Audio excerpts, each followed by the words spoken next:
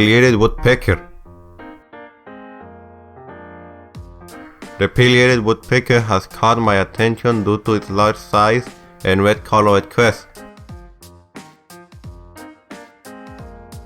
The pileated woodpecker is the second largest woodpecker in North America, only behind the possibly extinct ivory-billed woodpecker.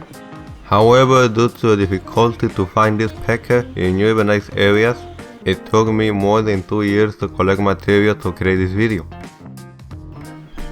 Fortunately, next to my home there are a couple of bed trees where woodpeckers find their favorite food such as ants and insects.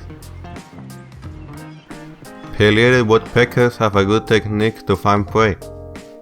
Their strong toes get a firm grasp to the surface of the trees, and the stiff feathers of the tail provide additional support.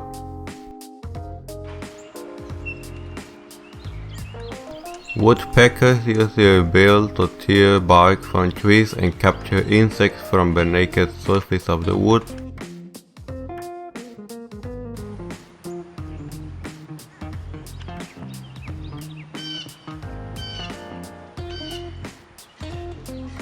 They drill the wood to find inner tunnels where they introduce their long tongue to capture insects.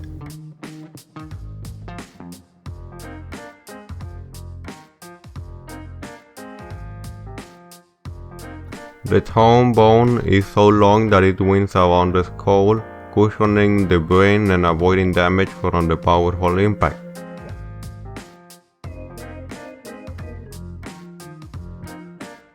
The eyes have a transparent membrane that closes before each impact.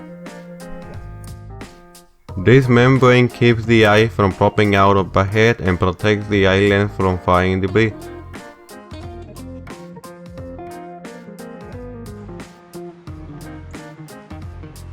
Although it feeds on insects and fruits, its presence can generate concern in other birds and fauna, probably due to its large size.